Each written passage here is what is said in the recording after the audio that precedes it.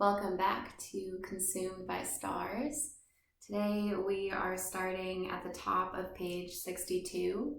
Apparently, after book club last night, I found out that there are various versions of this. So one is 100 pages, whereas mine is 200. So your pages might be different than mine if someone were to read along at the same time, which is probably unlikely. So just to put it out there. I also think I've been saying Lewis, and then because she's British, I think it's probably Louis, and the character is Australian, so I'm going to be calling who I have been calling Lewis, Louis from here on out. Okay, let's begin. I think of Louis now. What malevolent yet searching light would Louis throw upon this dwindling autumn evening, upon this china smashing and trolling of hunting songs, upon Neville, Byron, and our life here? His thin lips are somewhat pursed, his cheeks are pale. He pores in an office over some obscure commercial document. My father, a banker at Brisbane, being ashamed of him, he always talks of him, failed. So he sits in an office, Louis, the best scholar in the school.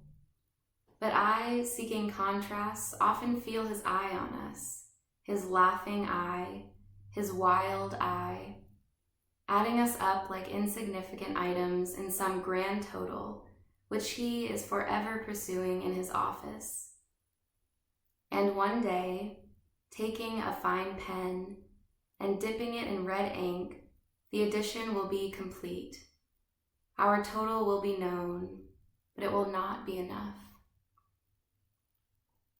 Bang. They have thrown a chair now against the wall. We are damned then. My case is dubious too. Am I not indulging in unwarranted emotions? Yes, as I lean out of the window and drop my cigarette so that it twirls lightly to the ground, I feel Louis watching even my cigarette. And Louis says, "That means something, but what?"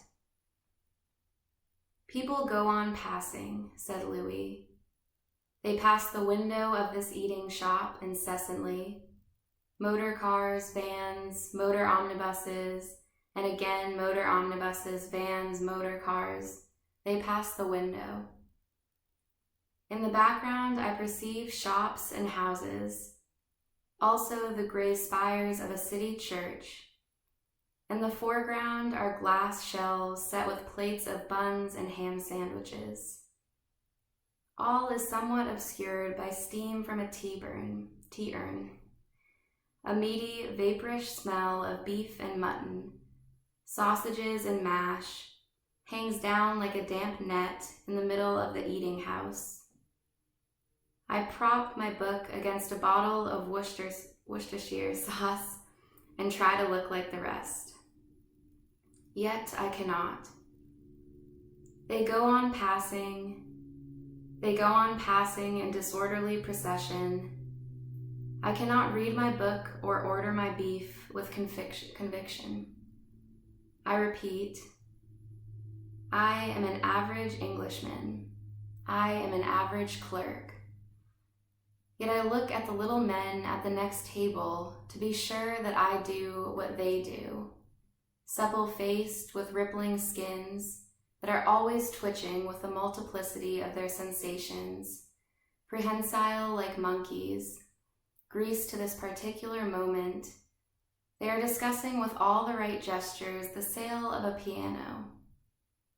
It blocks up the hall, so he would take a tenor. People go on passing.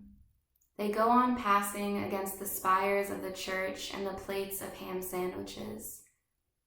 The streamers of my consciousness waver out and are perpetually torn and distressed by the disorder. I cannot, therefore, concentrate on my dinner. I would take a tenor. The case is handsome, but it blocks up the hall. They dive and plunge like guillemots whose feathers are slippery with oil. All excesses beyond that norm are vanity. That is the mean. That is the average. Meanwhile, the hats bob up and down. The door perpetually shuts and opens. I am conscious of flux, of disorder, of annihilation and despair. If this is all, this is worthless. Yet I feel, too, the rhythm of the eating house. It is like a waltz tune, eddying in and out, round and round. The waitresses, balancing trays, swing in and out, round and round, dealing plates of greens, of apricot and custard, dealing them at the right time to the right customers, the average men, including her rhythm in their rhythm. I would take a tenor, for it blocks up the hall. Take their greens, take their apricots and custard. Where then is the break in this continuity? What the fissure through which one sees disaster? The circle is unbroken, the harmony complete. Here is the central rhythm, here the common mainspring. I watch it expand, contract, and then expand again. Yet I am not included. If I speak, imitating their accent, they prick their ears, waiting for me to speak again. In order that they may place me, if I come from Canada or Australia, I, who desire above all things to be taken to the arms with love, am alien, external.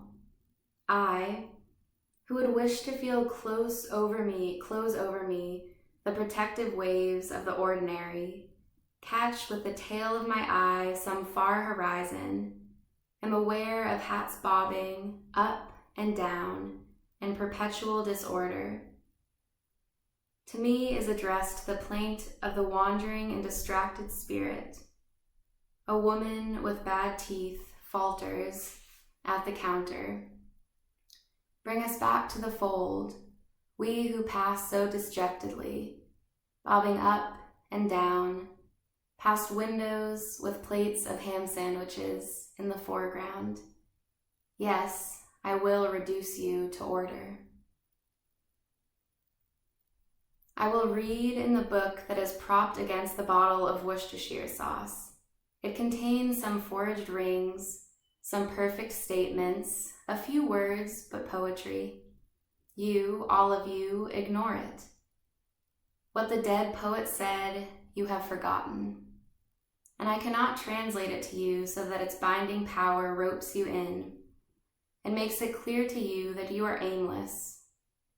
And the rhythm is cheap and worthless. And so remove that degradation which, if you are unaware of your aimlessness, pervades you, makes you senile even while you are young. To translate that poem so that it is easily read is to be my endeavor. I, the companion of Plato, of Virgil, will knock at the grained oak door.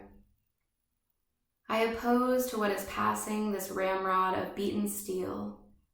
I will not submit to this aimless passing of billycock hats and Homburg hats and all the plumed and variegated headdresses of women. Susan, whom I respect, would wear a plain straw hat on a summer's day. And the grinding and the steam that runs in unequal drops down the window pane, and the stopping and the starting with a jerk of motor omnibuses, and the hesitations at counters and the words that trail drearily without human meaning, I will reduce you to order. My roots go down through veins of lead and silver, through damp, marshy places that exhale odors, to a knot made of oak roots bound together in the center.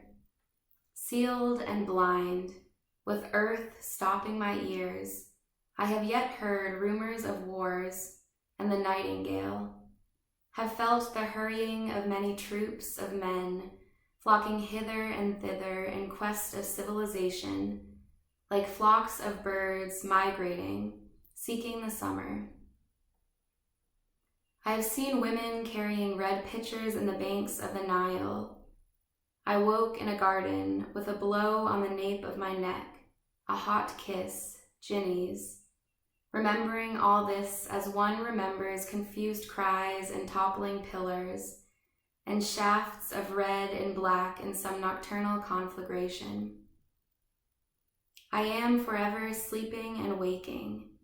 Now I sleep, now I wake. I see the gleaming tea urn, the glass cases full of pale yellow sandwiches, the men in round coats perched on stools at the counter, and also behind them, eternity. It is a stigma burnt on my quivering flesh by a cowled man with a red-hot iron. I see this eating shop against the packed and fluttering birds' wings, many-feathered, folded of the past.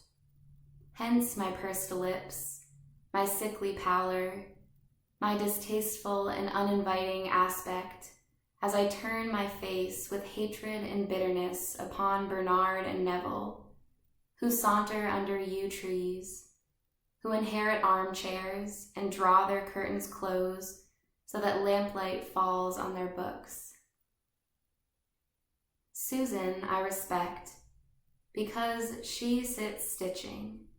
She sews under a quiet lamp in a house where the corn sighs close to the window and gives me safety. For I am the weakest, the youngest of them all. I am a child looking at his feet and the little runnels that the stream has made in the gravel. That is a snail, I say.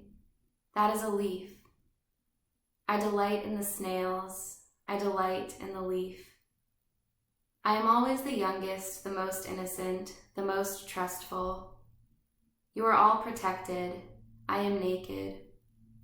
When the waitress with the plaited wreaths of hair swing past, she deals you your apricots and custard unhesitatingly, like a sister. You are her brothers. But when I get up, brushing the crumbs from my waistcoat, I slip too large a tip, a shilling, under the edge of my plate so that she may not find it till I am gone, and her scorn, as she picks it up with laughter, may not strike on me till I am past the swing doors. Now the wind lifts the blinds, said Susan. Jars, bowls, matting, and the shabby armchair with a hole in it are now become distinct. The usual faded ribbons sprinkle the wallpaper.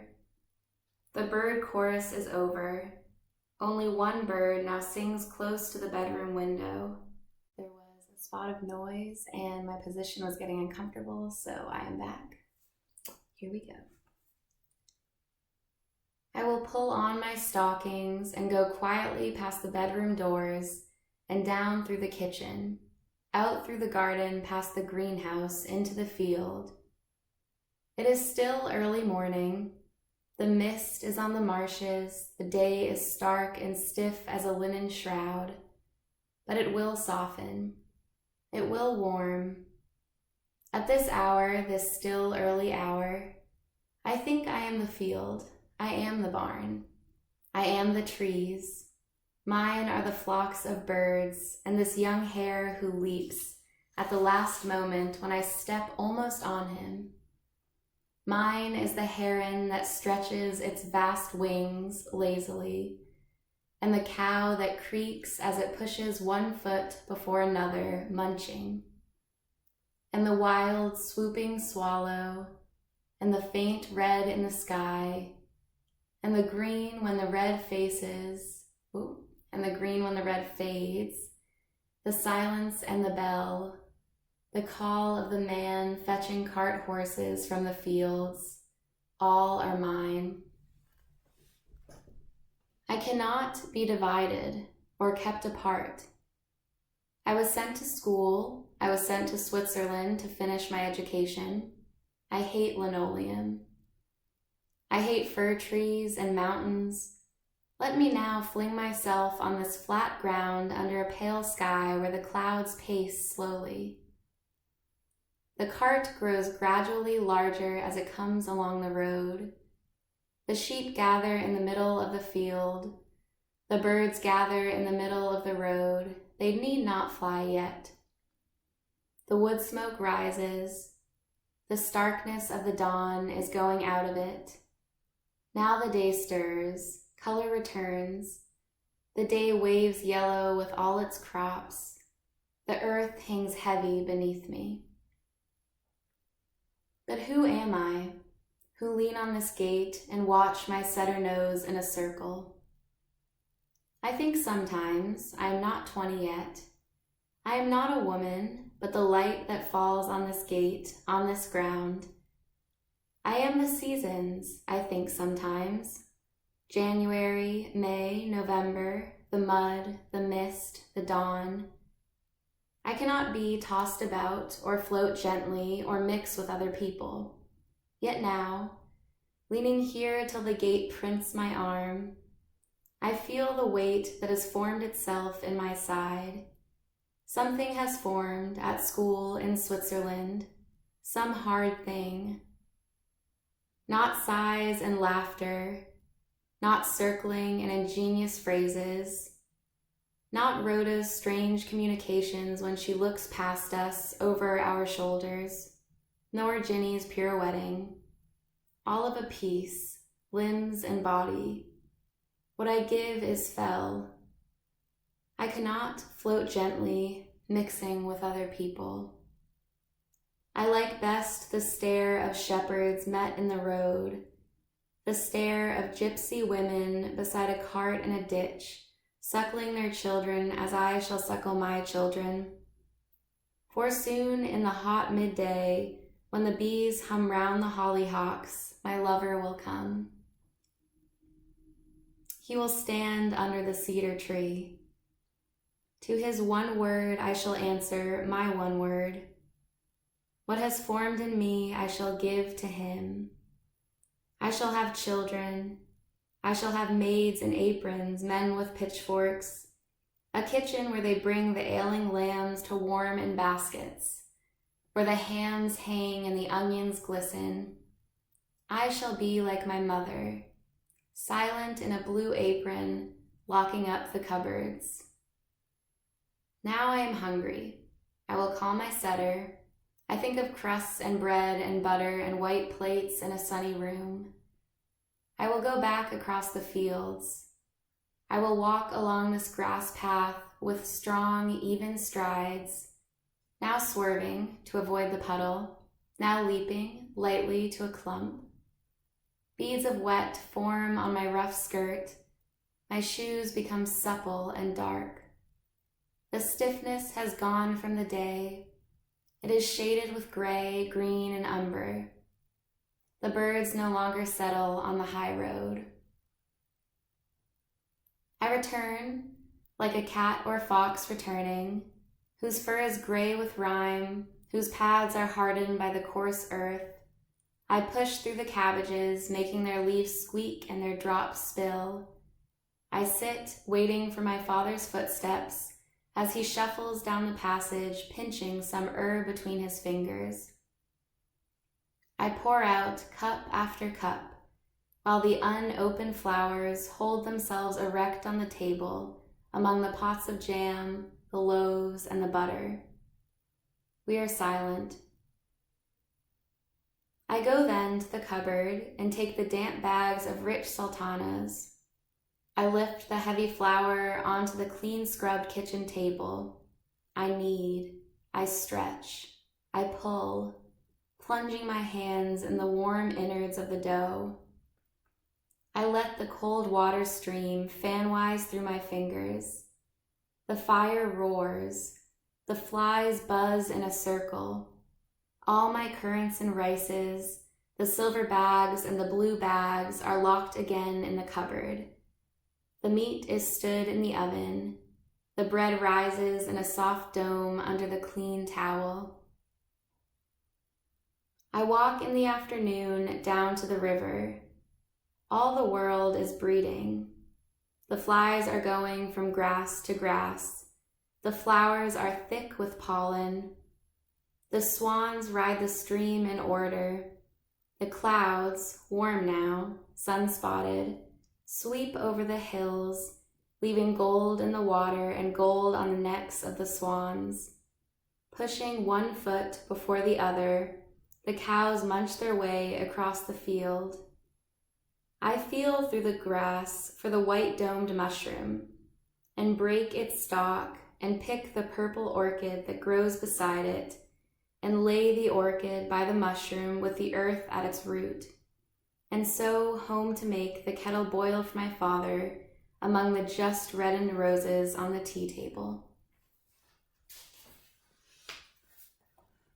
But evening comes and the lamps are lit, and when evening comes and the lamps are lit, they make a yellow fire in the ivy. I sit with my sewing by the table. I think of Ginny, of Rhoda, and hear the rattle of wheels on the pavement as the farm horses plod home. I hear traffic roaring in the evening wind. I look at the quivering leaves in the dark garden and think, they dance in London. Ginny kisses Louis. How strange, said Ginny, that people should sleep, that people should put out the lights and go upstairs. They have taken off their dresses, they have put on white nightgowns. There are no lights in any of these houses. There's a line of chimney pots against the sky, and a street lamp or two burning, as lamps burn when nobody needs them. The only people in the streets are poor people hurrying. There is no one coming or going in this street. The day is over. A few policemen stand at the corners, yet night is beginning. I feel myself shining in the dark. Silk is on my knee. My silk legs rub smoothly together. The stones of a necklace lie cold on my throat. My feet feel the pinch of shoes. I sit bolt upright so that my hair may not touch the back of the seat. I am arrayed. I am prepared. This is the momentary pause, the dark moment. The fiddlers have lifted their bows. Now the car slides to a stop. A strip of pavement is lighted. The door is opening and shutting. People are arriving. They do not speak. They hasten in. There is the swishing sound of cloaks falling in the hall. This is the prelude. This is the beginning. I glance, I peep, I powder. All is exact, prepared. My hair is swept in one curve. My lips are precisely red. I am ready now to join men and women on the stairs. My peers, I pass them, exposed to their gaze as they are to mine. Like lightning we look, but do not soften our show signs of recognition. Our bodies communicate. This is my calling. This is my world. All is decided and ready. The servants standing here and again here take my name, my fresh, my unknown name, and toss it before me. I enter. Here are gilt chairs in the empty, the expectant rooms, and flowers stiller, statelier than flowers that grow, spread green, spread white against the walls. And on one small table is one bound book. This is what I have dreamt. This is what I have foretold. I am native here. I tread naturally on thick carpets. I slide easily on smooth polished floors. I now begin to unfurl in this scent, in this radiance, as a fern when its curled leaves unfurl. I stop. I take stock of this world. I look among the groups of unknown people, among the lustrous green, pink, pearl gray women stand upright the bodies of men. They are black and white. They are grooved beneath their clothes with deep rills. I feel again the reflection in the window of the tunnel. It moves. The black and white figures of unknown men look at me as I lean forward. As I turn aside to look at a picture, they turn too. Their hands go fluttering to their ties. They touch their waistcoats, their pocket handkerchiefs. They are very young. They are anxious to make a good impression. I feel 1,000 capacities spring up in me. I am arch, gay, languid, melancholy by turns. I am rooted, but I flow. All gold, flowing that way, I say to this one, come. Rippling back, I say to that one, no. One breaks off from his station under the glass cabinet. He approaches. He makes towards me. This is the most exciting moment I have ever known. I flutter, I ripple. I stream like a plant in the river, flowing this way, flowing that way, but rooted, so that he may come to me.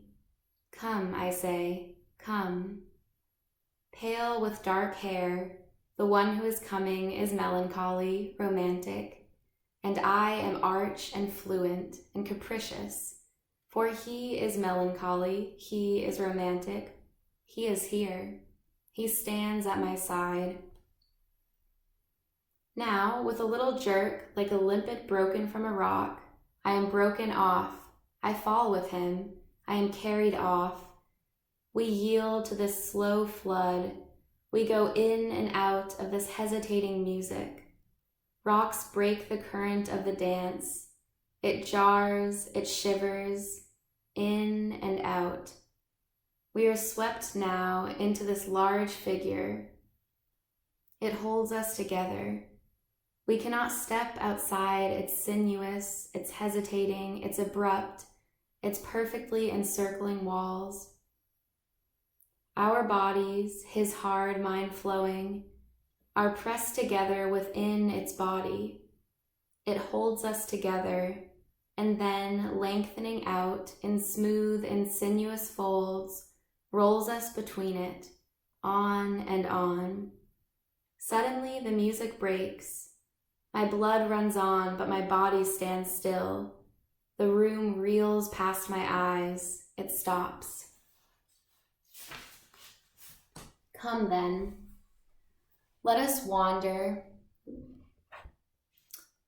whirling to the gilt chairs. The body is stronger than I thought. I am dizzier than I supposed. I do not care for anything in the world. I do not care for anybody, save this man whose name I don't know. Are we not acceptable, moon? Are we not lovely sitting together here, I in my satin, he in black and white? My peers may look at me now. I look straight back at you, men and women. I am one of you. This is my world. Now I take this thin-stemmed glass and sip. Wine has a drastic and astringent taste. I cannot help wincing as I drink.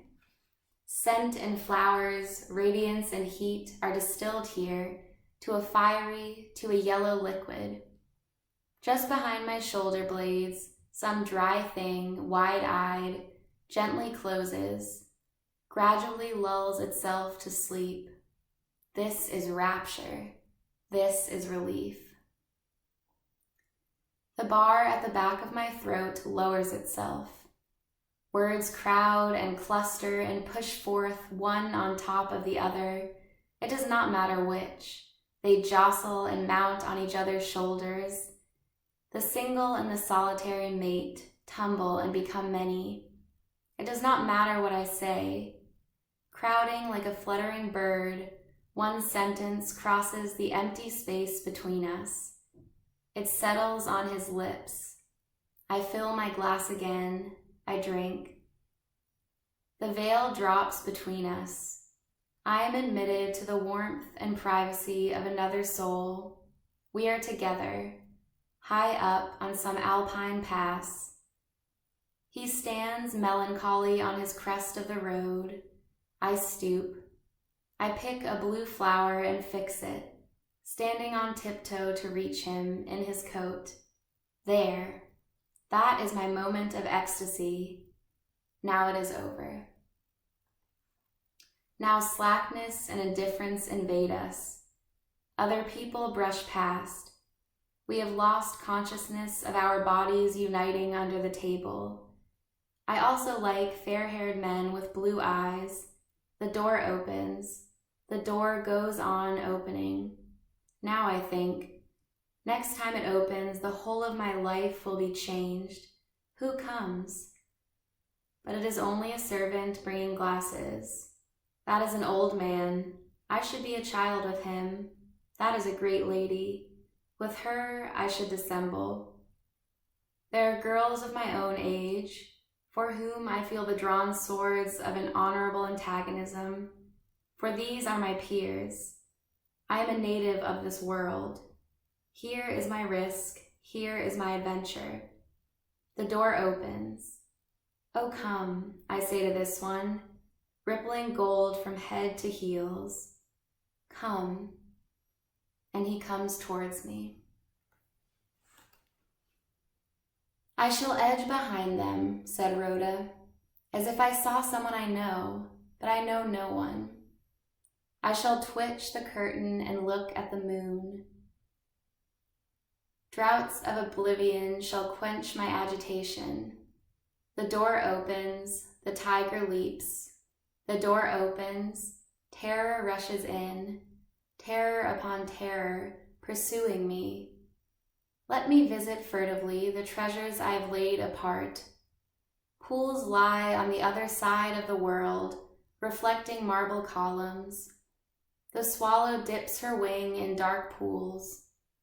But here the door opens and people come, they come towards me, throwing faint smiles to mask their cruelty, their indifference. They seize me. The swallow dips her wings, the moon rides through the blue seas alone. I must take his hand, I must answer. But what answer shall I give? I am thrust back to stand, burning in this clumsy, this ill-fitting body, to receive the shafts of his indifference and his scorn. I, who long for marble columns and pools on the other side of the world, where the swallow dips her wings. Night has wheeled a little further over the chimney pots. I see out of the window over his shoulder some unembarrassed cat, not drowned in the light, not trapped in silk, free to pause, to stretch, and to move again. I hate all details of the individual life, but I am fixed here to listen. An immense pressure is on me. I cannot move without dislodging the weight of centuries. A million arrows pierce me. Scorn and ridicule pierce me. I, who could beat my breast against the storm and let the hail choke me joyfully, am pinned down here, am exposed. The tiger leaps.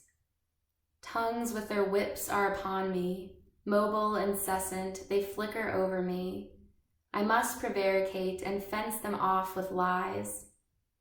What amulet is there against this disaster? What face can I summon to lay cool upon this heat? I think of names on boxes, of mothers from whose wide knees skirts descend, of glades where the many-backed steep hills come down. Hide me, I cry, protect me, for I am the youngest, the most naked of you all. Ginny rides like a gull on the wave, dealing her looks adroitly here and there, saying this, saying that, with truth. But I lie, I prevaricate. Alone I rock my basins, I am mistress of my fleet of ships, but here, twisting the tassels of this brocaded curtain in my hostess's window, I am broken into separate pieces. I am no longer one. What then is the knowledge that Ginny has as she dances? The assurance that Susan has as, stooping quietly beneath the lamplight, she draws the white cotton through the eye of her needle. They say yes. They say no. They bring their fists down with a bang on the table, but I doubt, I tremble. I see the wild thorn tree shake its shadow in the desert. Now I will walk, as if I had an end in view.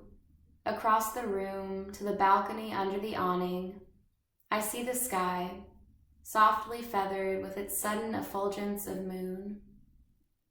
I also see the railings of the square, and two people without faces, leaning like statues against the sky. There is then a world immune from change. When I have passed through this drawing room, flickering with tongues that can cut me like knives, making me stammer, making me lie, I find faces rid of features, robed in beauty. The lovers crouch under the plane tree. The policeman stands sentinel at the corner. A man passes. There is, then, a world immune from change. But I am not composed enough, standing on tiptoe on the verge of fire, still scorched by the hot breath, afraid of the door opening and the leap of the tiger, to make even one sentence. What I say is perpetually contradicted. Each time the door opens, I am interrupted. I am not yet 21. I am to be broken. I am to be derided all my life. I am to be cast up and down among these men and women with their twitching faces, with their lying tongues, like a cork on a rough sea. Like a ribbon of weed, I am flung far every time the door opens. I am the foam that sweeps and fills the uttermost rims of the rocks with whiteness. I am also a girl, here in this room.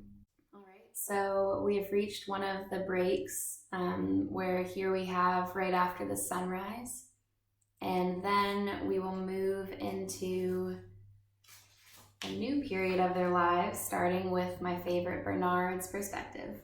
So let's get into it.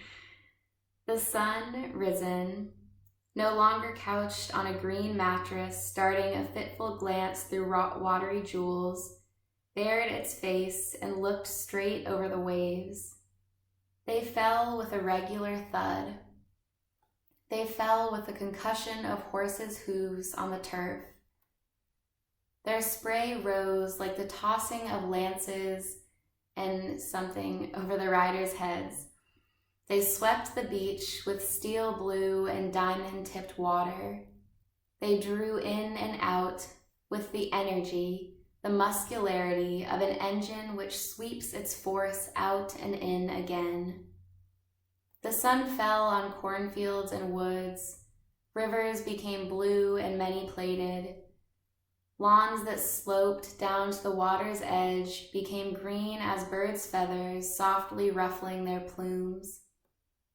The hills, curved and controlled, seemed bound back by thongs, as a limb enlaced by muscles. And the woods, which bristled proudly on their flanks, were like the curt, clipped mane on the neck of a horse. In the garden, where the trees stood thick over flower beds, ponds and greenhouses, the birds sang in the hot sunshine, each alone.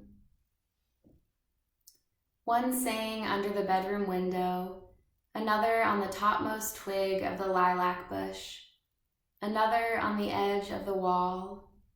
Each sang stridently, with passion, with vehemence, as if to let the song burst out of it, no matter if it shattered the song of another bird with harsh discord.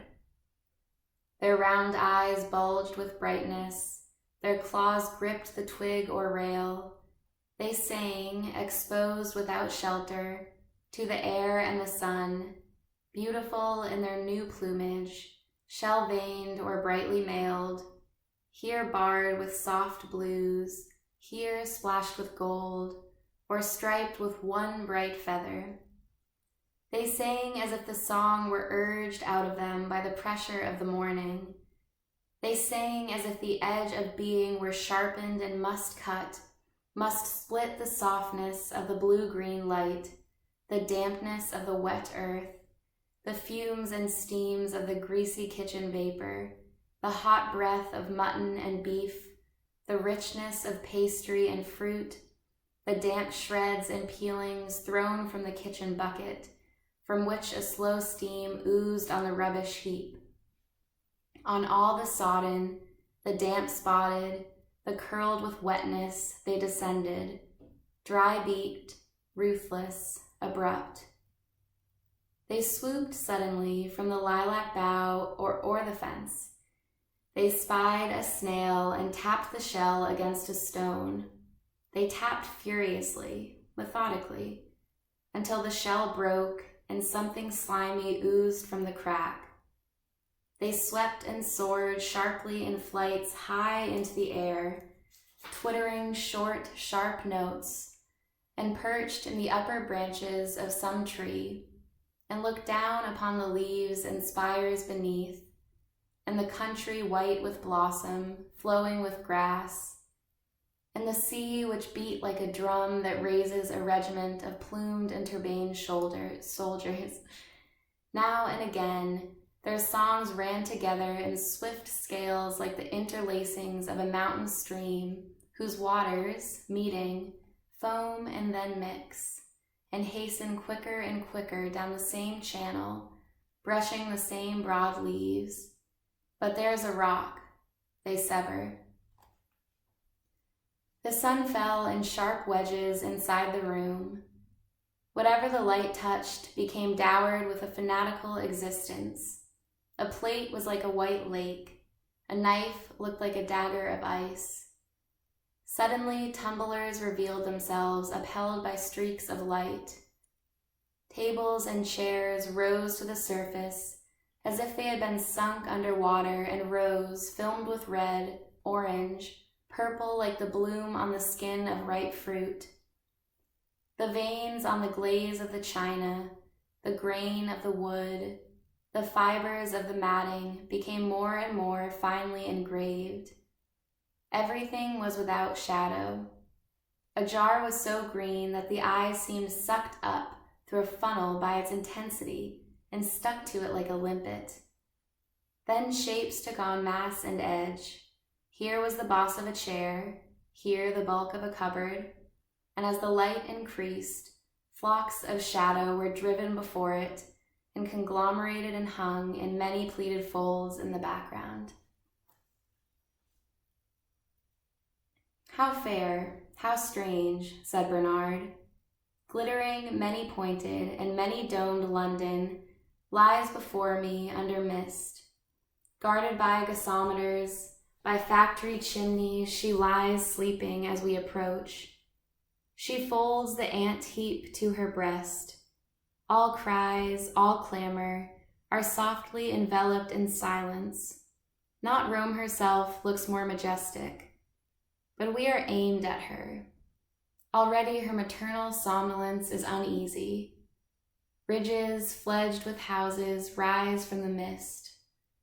Factories, cathedrals, glass domes, institutions, and theaters erect themselves. The early train from the north is hurled at her like a missile. We draw a curtain as we pass. Blank, expectant faces stare at us as we rattle and flash through stations. Men clutch their newspapers a little tighter as our wind sweeps them, envisaging death. But we roar on. We are about to explode in the flanks of the city like a shell in the side of some ponderous, maternal, majestic animal. She hums and murmurs. She awaits us. Meanwhile, as I stand looking from the train window, I feel strangely, persuasively, that because of my great happiness, being engaged to be married, I am become part of this speed, this missile hurled at the city. I am numbed to tolerance and acquiescence. My dear sir, I could say, why do you fidget, taking down your suitcase and pressing it into the cap that you have worn all night?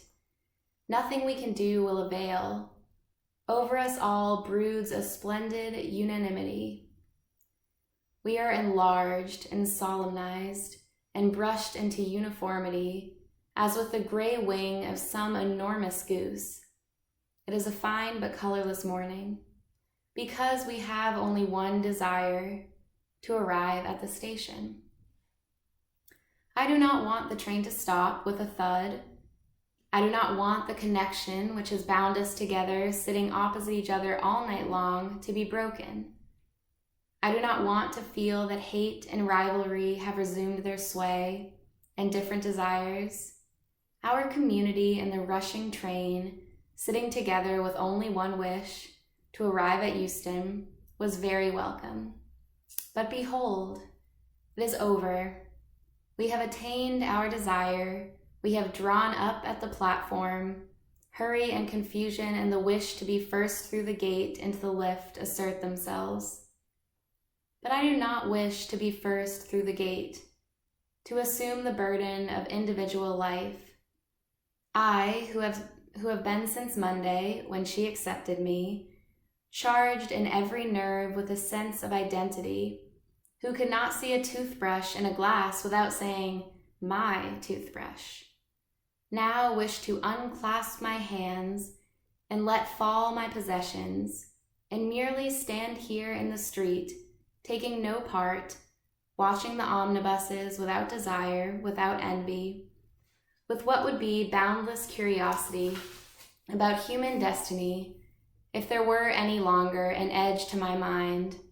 But it has none. I have arrived, am accepted, I ask nothing. Having dropped off, satisfied like a child from the breast, I am at liberty now to sink down deep into what passes, this omnipresent general life. How much, let me note, depends upon trousers. The intelligent head is entirely handicapped by shabby trousers. One observes curious hesitations at the door of the lift, this way, that way, the other. Then individuality asserts itself. They are off. They are all impelled by some necessity, some miserable affair of keeping an appointment, of buying a hat, severs these beautiful human beings once so united. For myself, I have no aim. I have no ambition. I will let myself be carried on by the general impulse. The surface of my mind slips along like a pale gray stream, reflecting what passes. I cannot remember my past, my nose, or the color of my eyes, or what my general opinion of myself is. Only in moments of emergency, at a crossing, at a curb, the wish to preserve my body springs out and seizes me and stops me here, before the omnibus. We insist, it seems, on living. Then again, indifference descends. The roar of the traffic, the passage of undifferentiated faces, this way and that way, drugs me into dreams, rubs the features from faces. People might walk through me. And what is this moment of time, this particular day in which I have found myself caught? The growl of traffic might be in any uproar, forest trees or the roar of wild beasts. Time has whizzed back an inch or two on its reel. Our short progress has been canceled. I think also that our bodies are in truth naked. We are only lightly covered with button cloth, and beneath these pavements are shells, bones, and silence. It is, however, True that my dreaming, my tentative advance, like one carried beneath the surface of a stream, is interrupted, torn, pricked and plucked at by sensations, spontaneous and irrelevant, of curiosity, greed, desire, irresponsible as in sleep. I covet that bag, etc.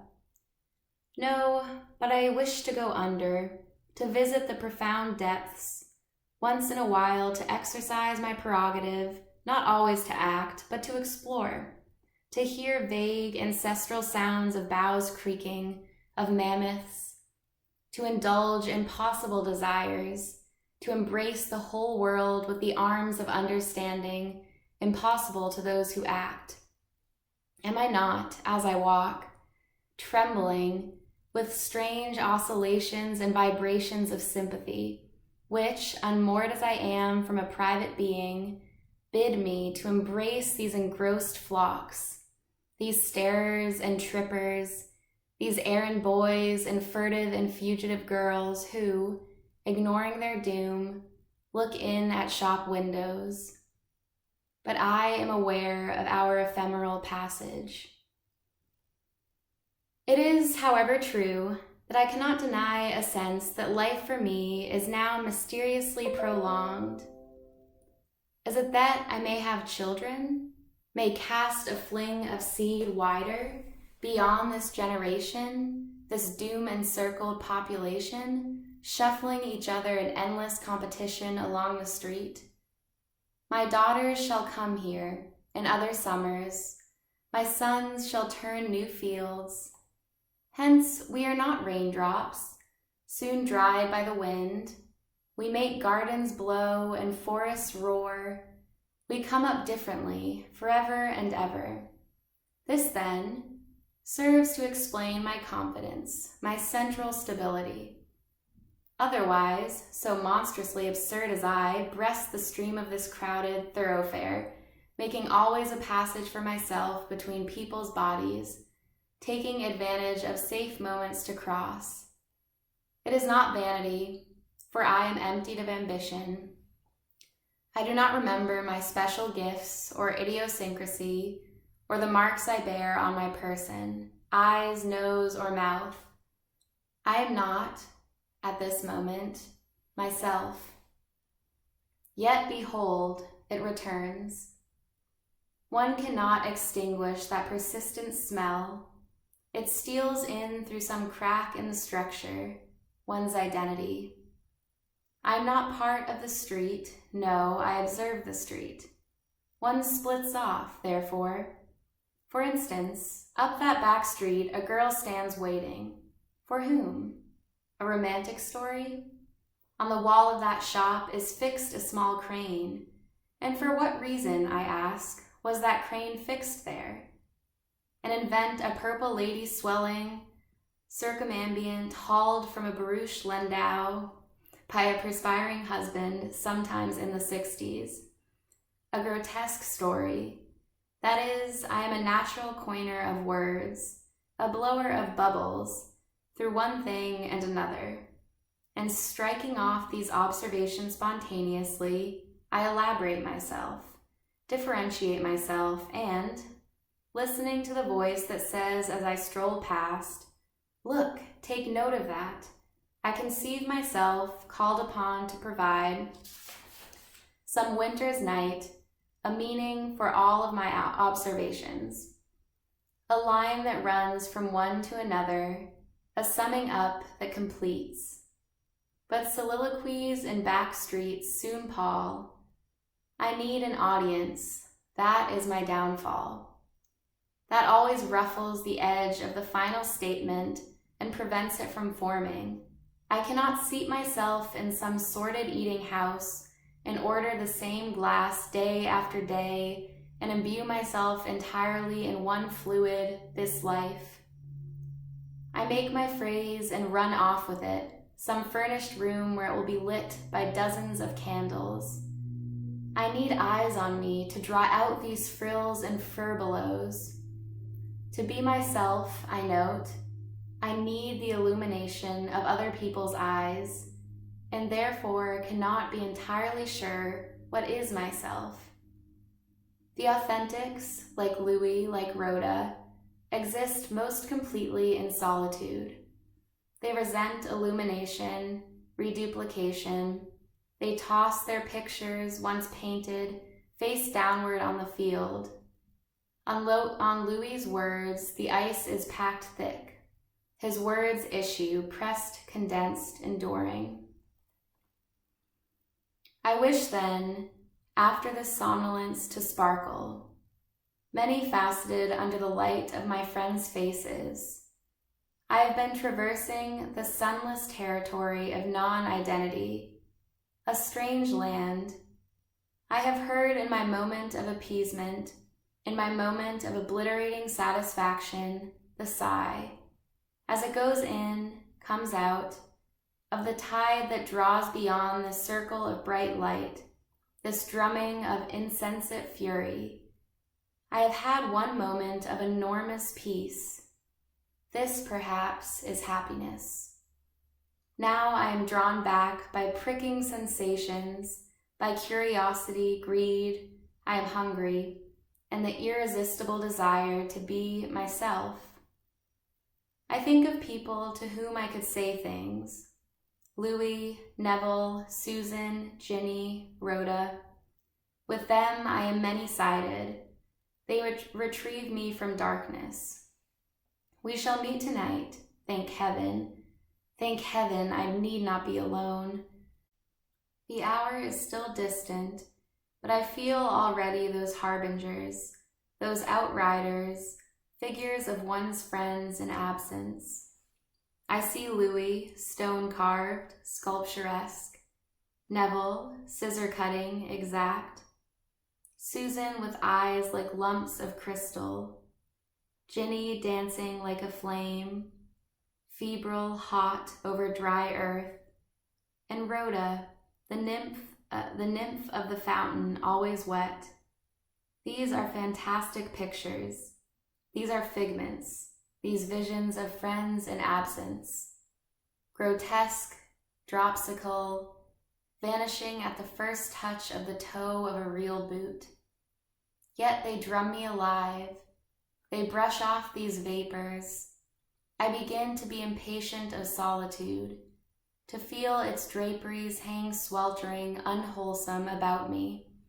Oh, to toss them off and be active. Anybody will do. I am not fastidious. The crossing sweeper will do, the postman, the waiter in this French restaurant. Better still, the genial proprietor, whose geniality seems reserved for oneself. He mixes the salad with his own hands for some privileged guest. Which is the privileged guest, I ask, and why? And what is he saying to the lady in earrings? Is she a friend or a customer? I feel at once, as I sit down at a table, the delicious jostle of confusion, of uncertainty, of possibility, of speculation. Images breed instantly. I am embarrassed by my own fertility. I could describe every chair, table, luncher here copiously, freely.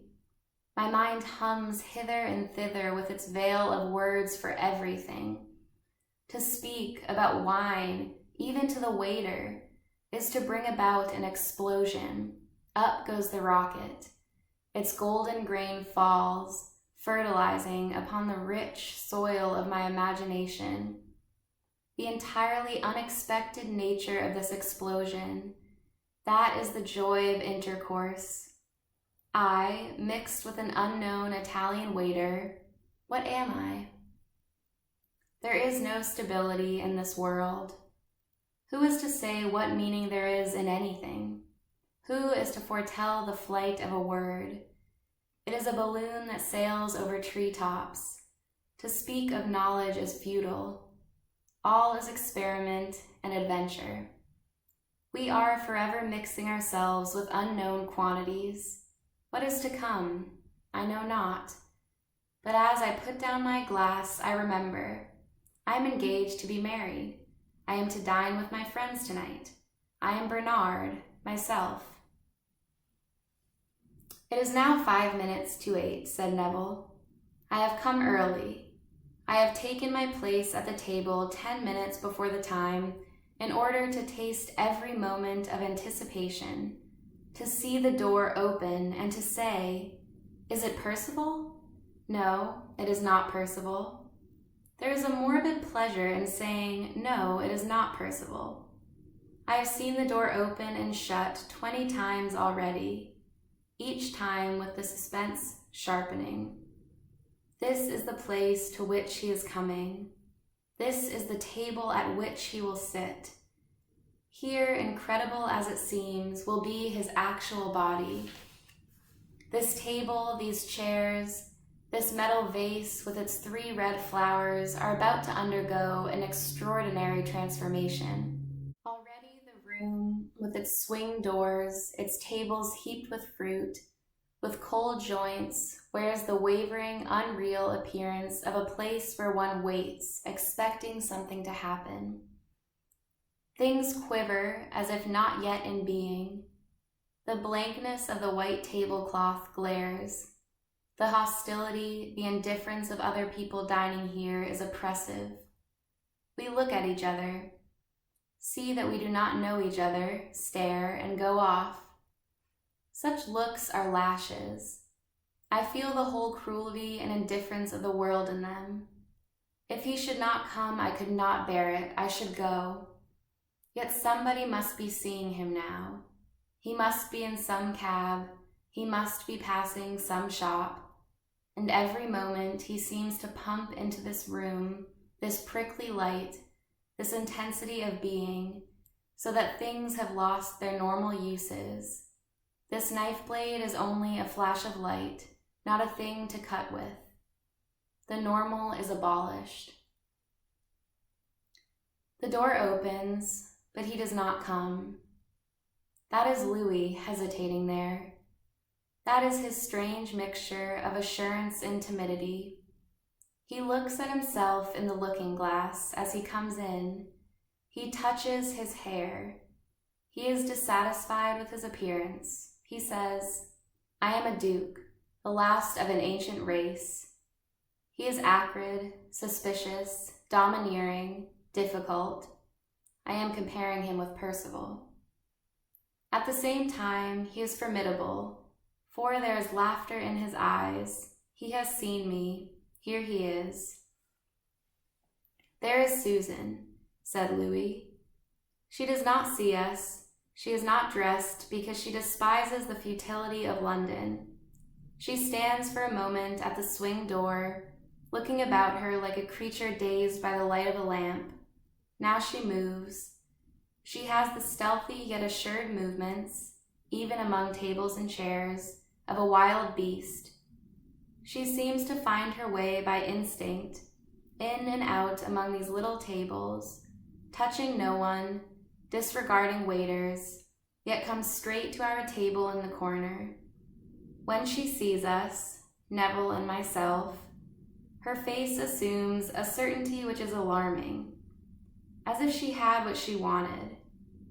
To be loved by Susan would be to be impaled by a bird's sharp beak, to be nailed to a barnyard door. Yet, there are moments when I could wish to be speared by a beak, to be nailed to a barnyard door, positively once and for all. Rhoda comes now from nowhere, having slipped in while we were not looking.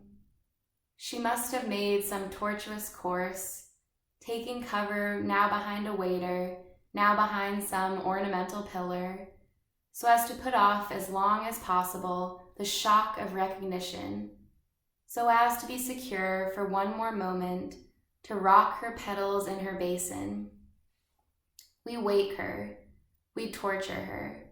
She dreads us, she despises us, yet comes cringing to our sides, because for all our cruelty there is always some name, some face, which sheds a radiance, which lights up her pavements and makes it possible for her to replenish her dreams. The door opens. "The door goes on opening," said Neville, yet he does not come. "There is Ginny," said Susan. She stands in the door. Everything seems staid.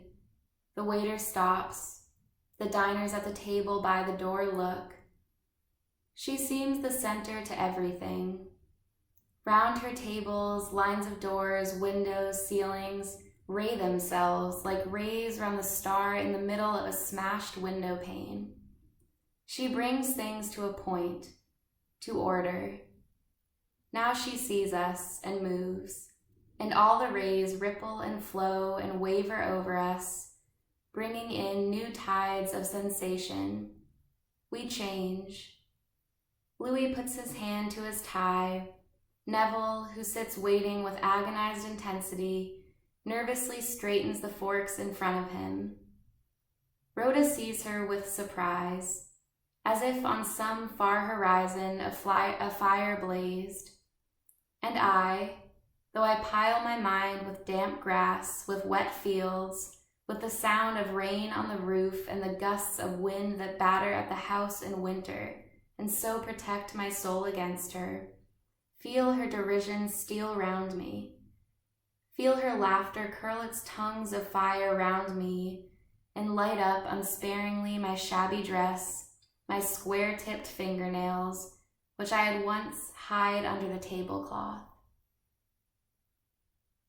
"He has not come," said Neville. The door opens and he does not come. That is Bernard. As he pulls off his coat, he shows, of course, the blue shirt under his armpits.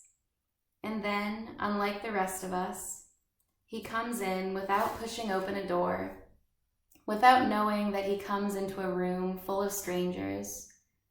He does not look in the glass. His hair is untidy, but he does not know it. He has no perception that we differ or that this table is his goal. He hesitates on his way here. Who is that? He asks himself, as he half knows a woman in an opera cloak. He half knows everybody. He knows nobody.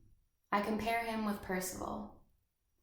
But now, perceiving us, he waves a benevolent salute. He bears down with such benignity, with such love of mankind, crossed with humor at the futility of loving mankind, that if it were not for Percival, who turns all this to vapor, one would feel, as the others already feel, now is our festival, now we are together. But without Percival, there is no solidity. We are silhouettes, hollow phantoms moving mistily without a background. "The swing door goes on opening," said Rhoda. "Strangers keep on coming, people we shall never see again, people who brush us disagreeably with all their familiarity, their indifference, and the sense of a world continuing without us. We cannot sink down, we cannot forget our faces. Even I, who have no face, who can make no difference when I come in." Susan and Ginny change bodies and faces, flutter unattached, without anchorage anywhere, unconsolidated, incapable of composing any blankness or continuity or wall against which these bodies move. It is because of Neville and his misery. The sharp breath of his misery scatters my being. Nothing can settle, nothing can subside. Every time the door opens, he looks fixedly at the table. He dare not raise his eyes, then looks for 1 second and says, "He has not come, but here he is." "Now," said Neville, "my tree flowers, my heart rises, all oppression is relieved, all impediment is removed, the reign of chaos is over, he has imposed order, knives cut again." "Here is Percival," said Ginny. "He has not dressed." "Here is Percival," said Bernard, smoothing his hair, not from vanity, he does not look in the glass, but to propitiate the god of decency. He is conventional, he is a hero. The little boys trooped after him across the playing fields. They blew their noses as he blew his nose, but unsuccessfully, for he is Percival. Now when he is about to leave us to go to India, all these trifles come together. He is a hero, oh yes, that is not to be denied. And when he takes his seat by Susan, whom he loves, the occasion is crowned. We who yelped like jackals biting at each other's heels now assume the sober and confident air of soldiers in the presence of their captain. We who have been separated by our youth, the oldest is not yet 25, who have sung like eager birds, each his own song, and tapped with the remorseless and savage egotism of the young, our own snail shell till it cracked, I am engaged.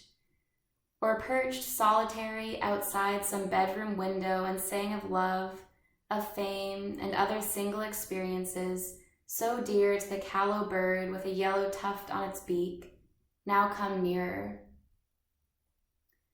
And shuffling closer on our perch in this restaurant, where everybody's interests are at variance, and the incessant passage of traffic chafes us with distractions, and the door opening perpetually its glass cage solicits us with myriad temptations and offers insults and wounds to our confidence. Sitting together here, we love each other and believe in our own endurance. Now let us issue from the darkness of solitude, said Louis. Now let us say, brutally and directly, what is in our minds, said Neville. Our isolation, our preparation is over. The furtive days of secrecy and hiding, the revelations on staircases, moments of terror and ecstasy. Old Mrs. Constable lifted her sponge and warmth poured over us, said Bernard. We became clothed in this changing, this feeling garment of flesh. The boot boy made love to the scullery maid in the kitchen garden, said Susan, among the blown-out washing. The breath of the wind was like a tiger panting, said Rhoda. The man lay livid with his throat cut in the gutter, said Neville, and going upstairs I could not raise my foot against the immitigable apple tree with its silver leaves held stiff. The leaf danced in the hedge without anyone to blow it, said Ginny. In the sun-baked corner, said Louis, the petals swam on depths of green. At Elvedon, the gardeners swept and swept with their great brooms, and the women sat at a table writing, said Bernard. From these close-furled balls of string we draw now every filament, said Louis, remembering when we meet. And then, said Bernard, the cab came over to the door, and pressing our new bowler hats tightly over our eyes to hide our unmanly tears, we drove through the streets, in which even the housemaids looked at us, and our names painted in white letters on our boxes proclaimed to all the world that we were going to school with the regulation number of socks and drawers on which our mothers for some nights previously had stitched our initials in our boxes, a second severance from the body of our mother. And Miss Lambert, Miss Cutting, and Miss Bard, said Ginny, monumental ladies, white-ruffed, stone-colored, enigmatic, with amethyst rings moving like virginal tapers, dim glow-worms over the pages of French, geography and arithmetic presided. And there were maps, green baize boards, and rows of shoes on a shelf. Bells rang punctually, said Susan. Maids scuffled and giggled. There was a drawing in of chairs and a drawing out of chairs on the linoleum. But from one attic there was a blue view, a distant view of a field unstained by the corruption of this regimented, unreal existence. Down from our heads veils fell, said Rhoda. We clasped the flowers with their green leaves rustling in garlands. We changed. We became unrecognizable, said Louis. Exposed to all these different lights, what we hadn't for us, we are all so different, came intermittently, in violent patches, spaced by blank voids to the surface as if some acid had dropped unequally on the plate. I was this, Neville that, Rhoda different again, and Bernard too. Then canoes slipped through palely tinted yellow branches, said Neville, and Bernard, advancing in his casual way against the breadths of green, against houses of very ancient foundation, tumbled in a heap on the ground beside me, in an access of emotion. Winds are not more raving, nor lightning more sudden. I took my poem. I flung my poem. I slammed the door behind me. I, however, said Louis, losing sight of you, sat in my office and tore the date from the calendar and announced to the world of shipbrokers, corn chandlers, and actuaries that Friday the 10th, or Tuesday the 18th, had dawned on the city of London. Then, said Ginny, Rhoda and I, exposed in bright dresses with a few precious stones nestling on a cold ring round our throats, bowed, shook hands, and took a sandwich from a plate with a smile. The tiger leapt, and the swallow dipped her wings in dark pools on the other side of the world, said Rhoda. But here and now we are together, said Bernard. We have come together at a particular time to this particular spot.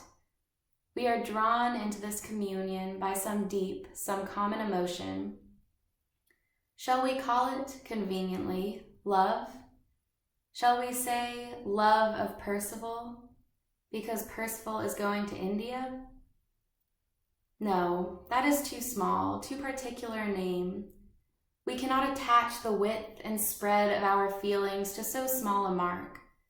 We have come together from the north, from the south, from Susan's farm, from Louis's house of business, to make one thing, not enduring. For what endures, but seen by many eyes simultaneously. There is a red carnation in that vase, a single flower as we sat here waiting, but now a seven-sided flower, many-petaled, red, purple-shaded, stiff with silver-tinted leaves, a whole flower to which every eye brings its own contribution. After the capricious fires, the abysmal dullness of youth, said Neville, the light falls upon real objects now. Here are knives and forks. The world is displayed, and we too, so that we can talk. I have not done an outro before and realized that maybe I should be doing that to the 4 people out there that might be listening to this. So when I was talking about saying Louis instead of Lewis, I realized that I filmed a bit yesterday, but I was reading a part that's further down the line. So in a few videos, I'll be saying Lewis, but that's because the timing was all wrong. So at that point, I didn't think about it being Louis, but you're seeing this first. That's very confusing, but just so you know, and don't think I suddenly am switching back to Lewis. That was filmed before this. So if you're one of my friends watching / hopefully listening and not watching, and you want to chat about the novel, I would love that. There's so much to talk about. I have definitely my favorite characters, like Bernard, and I like Susan as well. So if you also like those characters, give me a ring or a text and we can pretend we're in English class, because I miss discussing books and motifs and all, because there are a lot in this with the trains and the flower, 7-petaled, and then 6, we'll see later. But anyway, this is me just rambling for the people who stay to the end. So shout out to you. Anyway, also I came on here again just to say that the lighting changed a lot because I'm right near a window and there's a little skylight. So whenever the clouds shift, it suddenly looks like it's dark and then light again. It's how light works, you know. All right.